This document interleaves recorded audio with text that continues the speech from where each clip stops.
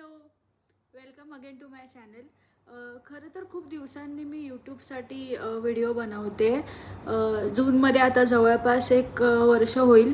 शेवटचा व्हिडिओ माझा मी स्वप्नसिद्धी वस्त्रदालन म्हणून आहे कुडाळमध्ये, त्यांचा प्रमोशनल व्हिडिओ केला होता. आणि त्यानंतर जवळपास नाहीच, कारण मी प्रेग्नंट होते. त्याच्यानंतर डिलिव्हरी, त्याच्यानंतर पोस्टपार्टम रिकव्हरी, या सगळ्यामध्ये मला थोडंसं रिकवर व्हायला वेळ लागला. आणि खूप छान आहे बाळ, मस्त आहे, अगदी गुटगुटीत असं, आणि खूप अतिशय हेल्दी आहे ती. तिचा तसा काही त्रास नाही, पण तिची एकंदरीत वाढ, त्याच्यानंतर नव्याने आलेलं आईपण, हे सगळं माझ्यासाठी खूपच नवीन होतं. मला खूप छान सुंदर अशी मुलगी झालेली आहे. लवकरच मी तिलासुद्धा एका व्हिडिओमध्ये तुम्हा सगळ्यांना भेटवेन. तर त्या सगळ्या गोष्टींमध्ये यूट्यूबचं माझं फील्ड थोडंसं दुर्लक्षित झालं, थोडंसं मागे पडलं. व्हिडिओज करणं, ते एडिट करणं, ते पोस्ट करणं, एवढं सगळं करून मी ते चॅनल चालू केलं होतं. आणि छान आता 12,000 सबस्क्रायबरची फॅमिली आहे माझी. आणि व्हिडिओ मी टाकत होते, सगळ्यांना आवडत होते. आणि अचानक मध्ये असं बंद पडलं सगळं. आणि एवढ्या मोठ्या गॅपनंतर आता मी परत यूट्यूब सुरू करायचं म्हणते. सो या सगळ्यासाठी मला तुमच्या सगळ्यांचा सपोर्ट लागेल, तुमच्या सगळ्यांचा आशीर्वाद लागेल अर्थातच. So guys, keep supporting me. आणि ह्यासोबतच अजून एक महत्त्वाची गोष्ट झाली, म्हणजे माझी मुलगी जेव्हा जन्माला आली जूनमध्ये, तनिष्का नाव ठेवलं आहे आम्ही तिचं. आणि त्यानंतर मुलीचा जन्म झाल्यानंतर प्रत्येक आईवडिलांच्या आयुष्यात काही ना काहीतरी पॉझिटिव्ह गोष्ट घडतेच. तशी आमच्याही आयुष्यात घडली. म्हणजे माझ्या नवऱ्याचं प्रमोशन झालं, बँकेत जॉबला आहे तो. प्रमोशन झालं आणि त्याच्यानंतर त्याची बदली झाली. आम्हाला राहतं घर सोडून तिथे आम्हाला रत्नागिरीला यावं लागलं. माझ्या नवऱ्याची बदली रत्नागिरीला झाली. आता आम्ही रत्नागिरीत मेन सिटीमध्ये राहतो. याआधी रत्नागिरीत कधी येणं झालं नव्हतं, कारण मुंबईवरून जेव्हा कधी आम्ही गावाला यायचो तेव्हा रत्नागिरी स्टेशन फक्त बघायचो आम्ही. आणि तिथे स्टेशनवरती वडापाववाले यायचे, तेव्हा आम्ही रत्नागिरी वडापाव आवर्जून खायचो, कारण इथला वडापाव हा खूप फेमस आहे. त्याच्यामुळे ते तेवढ्यापुरतं रत्नागिरी आम्हाला माहिती होतं. पण आपण तिथे जाऊन कधी राहू आणि असं कधीच वाटलं नव्हतं. आणि अचानक ते आमच्यासाठी खूप शॉकिंग होतं. त्याच्यामुळे आम्ही सगळे रत्नागिरीला शिफ्ट झालो आहे. आम्ही कुडाळच्या घराला खूप मिस करतो आहे. आणि माणसं असतात तेव्हा घर असतं, झाडं असतात. आता तिथे कोणीच नाही आहे, त्यामुळे फार वाईट वाटतं आहे, खूप आठवण येते त्या घराची. बट एनिवेज ऑप्शन नव्हता काही आम्हाला शिफ्ट होण्या वाचून. त्याच्यामुळे सध्या आम्ही रत्नागिरीत राहतो आहे. इथे आम्ही एक भाड्याने छानपैकी फ्लॅट घेतला आहे. आणि एकंदरीत आम्ही ज्या एरियात राहतो आहे तो एरिया अतिशय स्वच्छ, खूप छान माणसं आहेत इथे, वातावरण छान आहे. आणि एकंदरीत घरात पॉझिटिव्ह वाईब्स आहेत. सो आम्ही इथे कुठे राहतो आहे आणि हे घर कसं आहे, एरिया कसा आहे, किंवा एकंदरीतच रत्नागिरी किती छान आहे, हे सगळं मी तुमच्यासोबत शेअर करेन.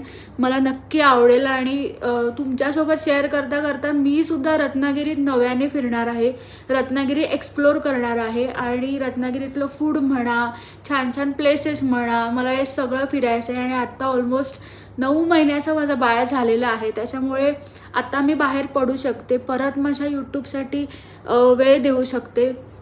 तुम्हा सर्वांना एकच विनंती आहे की पूर्वी जसं तुम्ही माझ्या व्हिडिओजवरती प्रेम केलं, सगळ्यांनी व्हिडिओज आवडीने बघितले, तसंच यापुढे हे प्रेम राहू दे, तुमचा आशीर्वाद कायम राहू दे. त्या सगळ्या गोष्टींनी मला पाठबळ नक्कीच मिळेल. आणि तनिष्कालासुद्धा मी व्हिडिओजमध्ये घ्यायचं ठरवते, कारण खूप आवडेल मला तिचं आणि तुमचं एकमेकांशी कनेक्ट होणं मला खूप आवडेल. सो बघेन मी नेक्स्ट टाईमपासून तनिष्कालासुद्धा व्हिडिओमध्ये इन्क्लूड करायचं ट्राय करेन. सो भेटत राहू यापुढे असेच. खूप बरं वाटलं मला तुम्हा सगळ्यांना भेटून पुन्हा एकदा. तो माझा कॉन्फिडन्स कुठेतरी हरवला होता आणि असं वाटत होतं की मला नाही कदाचित परत यूट्यूब सुरू करता येईल किंवा नाही जमणार आपल्याला. पण तसं काही नाही आहे. आता कॅमेरा ऑन केला आहे, सो ते असं उत्स्फूर्तपणे सुचतं आहे आता मला की मी जे बोलते ते सगळं कॉन्फिडंटली बोलते एकदम. आणि खरं सांगायचं तर प्रेग्नन्सी माझ्यासाठी मला हवं होतं बाळ. 5 वर्ष आम्ही खूप ट्राय केलं. आणि बाळ झालं वगैरे सगळं ठीक आहे, पण त्यानंतर थोडासा पोस्टपार्टम डिप्रेशन हा भागसुद्धा माझ्या आयुष्यात आला होता. तो प्रकार काय आहे, ते नेमकं सगळं माझ्या आयुष्यात काय झालं, त्यावरती मी एक सविस्तर व्हिडिओ करणार आहे. आणि त्या डिप्रेशनमधून मला बाहेर पडण्यासाठी कोणी मदत केली आणि मी कशी त्यातून सावरले स्वतःला, ते सगळं मी एक विशिष्ट असा वेगळा व्लॉग करून तुमच्यासमोर मांडणार आहे. कारण ही खूप नाजूक गोष्ट आहे आणि आपल्या देशामध्ये डिप्रेशन किंवा मेंटल आजार ह्या गोष्टीला इतकं महत्त्व दिलं जात नाही. अरे हे काय, हे तर तुमचं नवीन फॅड आहे, किंवा आम्ही पण आई झालो, आम्हाला असल्या काही गोष्टी झाल्या नाहीत, मग तुम्हालाच कशा होतात, आजकालच्या जनरेशनलाच असं का होतं. तर त्याच्यामुळे ह्या अशा गोष्टी बोलल्या गेल्यामुळे आपण सुद्धा कोणासमोर व्यक्त होऊ शकत नाही. निदान आपल्या पार्टनरसोबत तरी आपण ह्या गोष्टी बोलल्या पाहिजेत. तुमचे फ्रेंड्स असतील त्यांच्यासोबत बोलल्या पाहिजेत आणि त्यातून आपण सावरलं पाहिजे. नाहीतर मग खूप परिस्थिती खूप वाईट होते. आणि मी मात्र देवाच्या कृपेने त्या सगळ्यातून सावरले.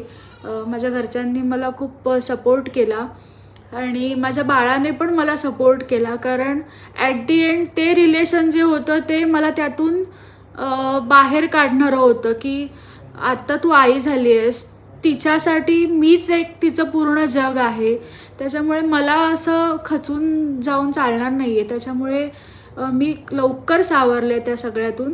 सो ते सुद्धा मी तुम्हाला सांगणार आहे की नक्की काय झालं होतं. सो असेच पुन्हा पुन्हा आपण भेटत राहू. Keep supporting me always. आणि बाय. थँक्यू.